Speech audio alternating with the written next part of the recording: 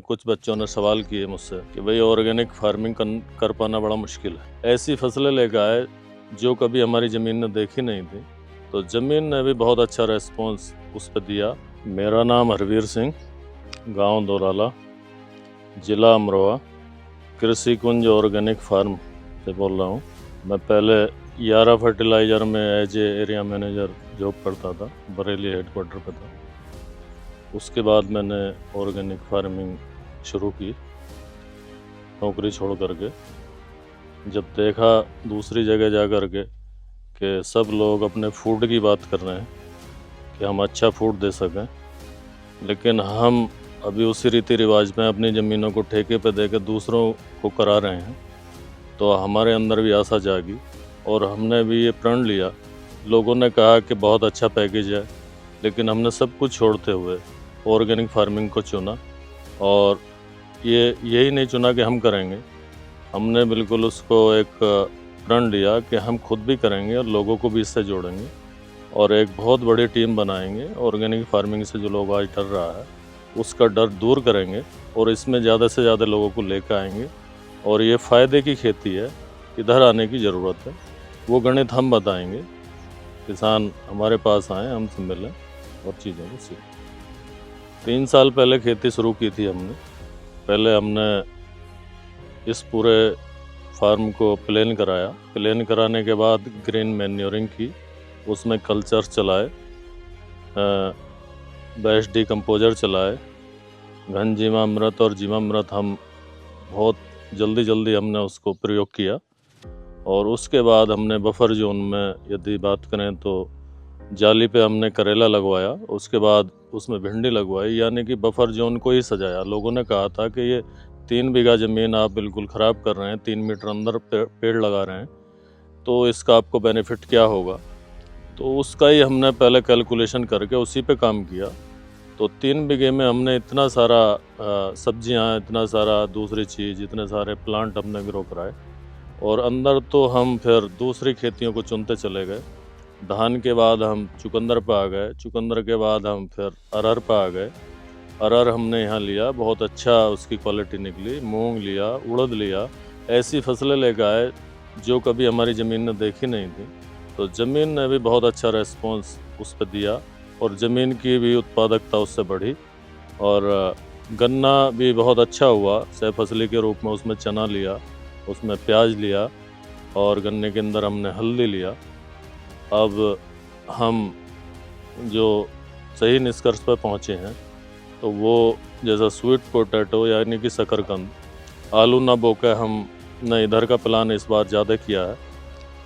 चुकंदर भी एक अच्छी फसल है अपनी ज़मीन को बनाए रखने के लिए और कम खर्चे की फसल है। सरसों की बात करें तो बहुत अच्छी फसल है, कोई इसमें ज़्यादा खाद या दवाई की ज़रूरत नहीं है।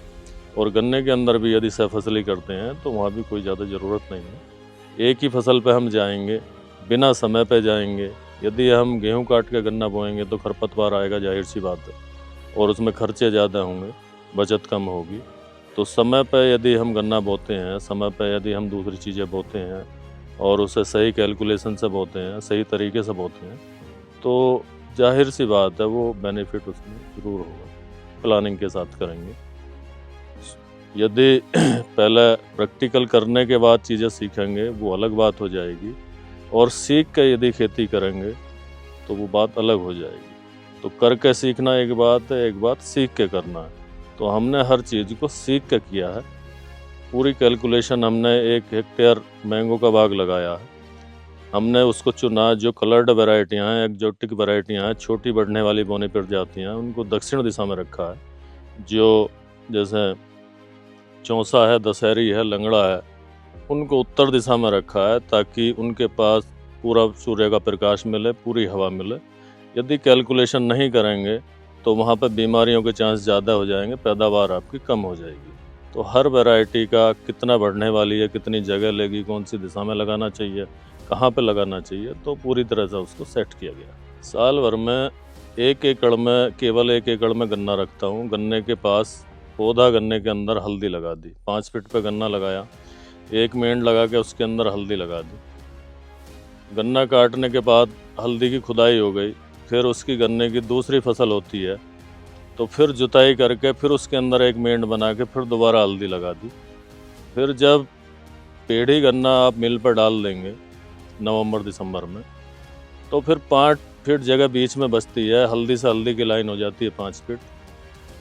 छोटा जो ट्रैक्टर होता है 4x4 का, उससे जुताई करके आप उसके अंदर गेहूँ और जौ लगा देंगे, और जैसे ही गेहूँ जौ कटेंगे वैसे ही आप हल्दी को खुदवा लो। तो गन्ने वाली का फसल चक्र तो ये हो गया। फिर अगले साल उसकी जगह बदल देंगे, दूसरी जगह दूसरों को दे देंगे, फिर वहाँ चुकंदर आ जाएगा, सरसों वाली में फिर गन्ना आ जाएगा। तो ऐसे करके हम अलग अलग फसलें हैं। बरसात की बात करें तो उड़द मूंग उसमें आ जाएगा। तो कुल मिला के कभी लंबी जड़ वाली कभी उथली जड़ वाली फसलें देने की ज़रूरत होती है, और बीच बीच में सह फसली के रूप में भी काम करने की ज़रूरत होती है। बफर जोन में ऐसी फसलें लाने की ज़रूरत होती है जो दूसरी फसल आपके अंदर चल रही हैं, उन पर जो कीड़े बीमारियों का प्रकोप है वो कम से कम हो।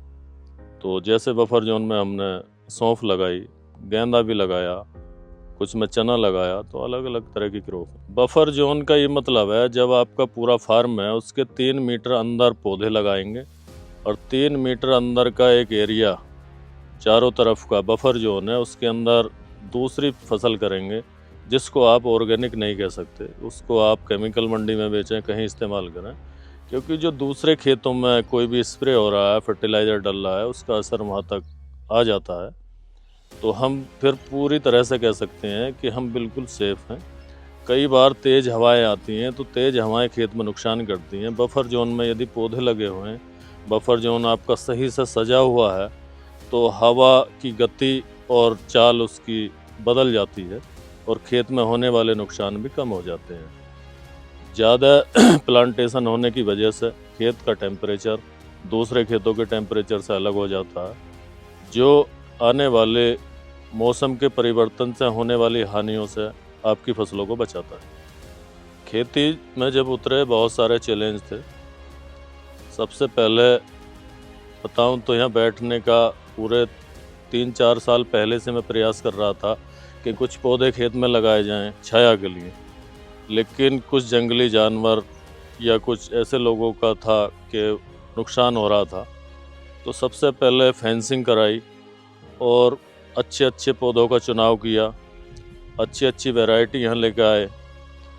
उसके बाद चैलेंज बहुत सारे आए। शुरू में खरपतवार बहुत ज़्यादा आता है। शुरू में जैसे ही आप केमिकल नहीं डालोगे तो आपका ज़मीन में उतनी ताकत नहीं होती है, ज़मीन का वो स्वभाव नहीं होता है, मिट्टी टाइट होती है। तो ऐसी ऐसी फसलें लानी, तो शुरू में पैदावार आपकी बहुत कम रहती है। दूसरी, ऐसे भी लोग आपको राय देने की कोशिश करते हैं जिनका खेती से कोई लेना देना नहीं है ऐसे टाइम पे, तो उन लोगों से भी थोड़ा ध्यान अलग रखना होता है। तो वो 2-3 साल शुरू के बड़े टाइट होते हैं, लेकिन बाद में सारी चीज़ें आपकी मुट्ठी में होती हैं। आप कह सकते हो कि हमारे देश में किसी भी चीज़ की दिक्कत हो जाए, किल्लत हो जाए या शॉर्टेज हो जाए, चाहे वो फर्टिलाइज़र हो चाहे पेस्टिसाइड हो, तो आप कह सकते हो कि आप अपनी खेती अपने आप से अपने पैरों पर कर सकते हैं, कोई बिना दिक्कत के। ये हम कह सकते हैं और उसको सिद्ध भी कर सकते हैं।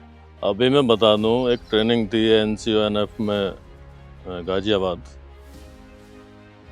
वहाँ एक एग्रीकल्चर कॉलेज का बैच गया था, तो उसमें कुछ बच्चों ने सवाल किए मुझसे कि भाई ऑर्गेनिक फार्मिंग कर पाना बड़ा मुश्किल है। उनसे पूछा गया कि भाई क्यों मुश्किल है, तो बच्चों का पहला जवाब था कि शादियां नहीं होती यदि हम खेती करें, और ऑर्गेनिक करें तो सबको पता है कि कोई पैदा ही नहीं होगी।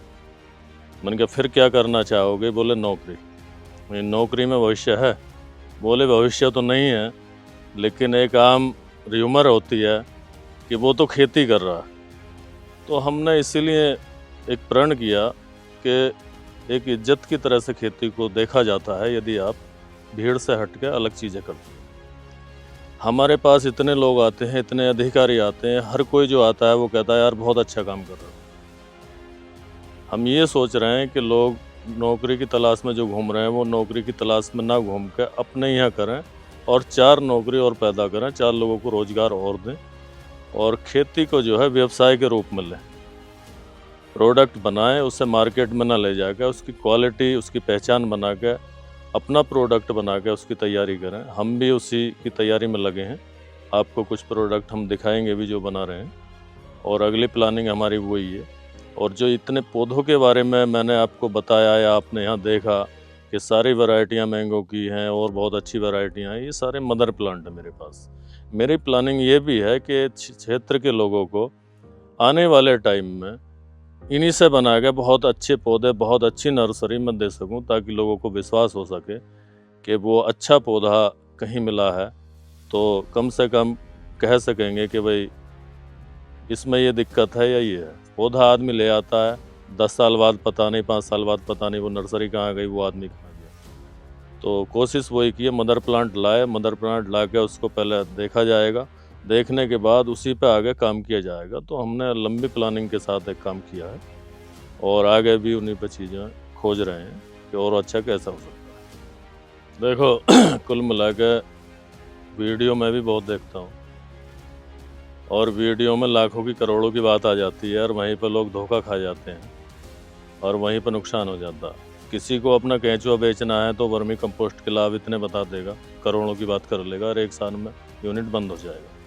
किसी को अपने सीड बेचने होते हैं, बहुत सारी चीज़ें बेचनी होती हैं, वो कर लेता। लेकिन ऐसा कुछ नहीं है, एकदम से आपको करोड़ों मिलेंगे। लेकिन मैं मोटी मोटी बात बता दूं, जो आप खेती से कमा रहे थे उससे आप कम से कम 3 से 4 गुना कमा पाएंगे और अपनी धरती माँ को उस समय के लिए बचा पाएंगे जब दूसरे लोग ढूंढ रहे होंगे कि अब हमारे पास कोई चारा नहीं है, और आपके पास लोग आपको ढूंढना शुरू करेंगे कि भाई उनके पास सारा कुछ चीज़ें हैं।